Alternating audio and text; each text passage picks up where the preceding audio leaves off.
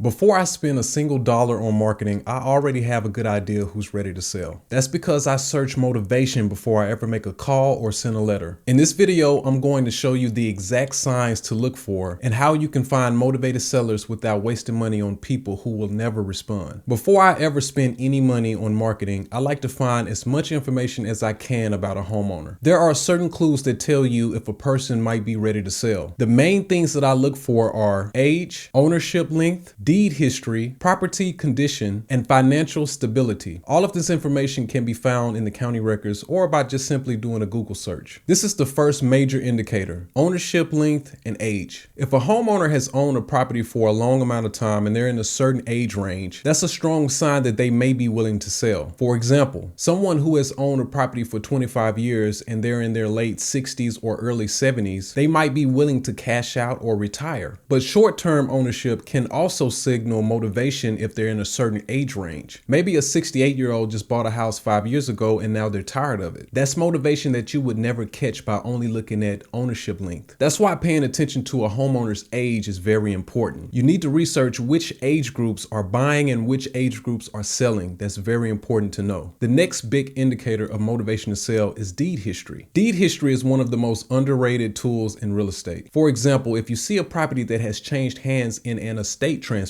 a divorce, or with multiple quitclaim deeds, these are often life events, and life events create motivation. Once I saw a house change hands 3 times in 2 years. It turned out to be a family dispute over inheritance, and the new owner wanted to sell very quickly. The deed chain tells you who's in distress and who's making quick ownership changes that usually leads to a sale. The next big indicator is property condition. If you drive through a neighborhood and you see a house that's in bad condition surrounded by houses that are in good condition, that's a good indicator of motivation to sell. So if you see a house that's unkept, that tells a story. It usually means one of 3 things. 1, the owner can't afford to keep it. 2, the owner doesn't live there anymore. 3, the owner is burnt out or is in distress. I've had sellers admit that they were just simply overwhelmed with the property. That's the type of property owner that you want to target. The next indicator is financial stability. This is where you narrow your list down. Public data can show tax delinquencies and foreclosure filings. These don't always mean desperation, but they do signal financial pressure. For example, a property a few $1,000s behind on taxes may not sound bad, but if the owner is older and owns multiple properties, they may be overwhelmed. Sometimes they just want relief, not top dollar. Those are the type of sellers that will respond to your letters. And you can have an idea of who these sellers might be before you ever spend a dollar on marketing. The magic happens when you stack all of these things together. For example, a 70-year-old who's owned a property for 20 years, who's behind on taxes, who has a dilapidated house, that's motivation to sell. See, you can be able to tell before you even make a call or send a letter. That means no more wasting time and money on people who were never going to sell. You need to understand how to figure out these signals. Do your research before you spend money on marketing. That's the key to making sure that every dollar counts in your marketing. Instead of calling or sending postcards or yellow letters to 2,000 homeowners that you got from a random list from PropStream and then getting a 1 to 2% response rate, you can send 2,000 letters to people who have signals of motivation to sell and maybe get a 10 to 20% response rate. Motivation leaves clues. You just have to know where to look. It's in the ownership length, deed transfers, age, condition, and financial stability. These are the same signals I use to build a list that will convert. I break all of this down step by step in my course. The same system that helped me target the right people and close real deals. If you want to know the full process, the link is in the description. It's also pinned in the comments. Subscribe to my channel if you want more real estate investing tips or wholesaling tips. I'll see you next time.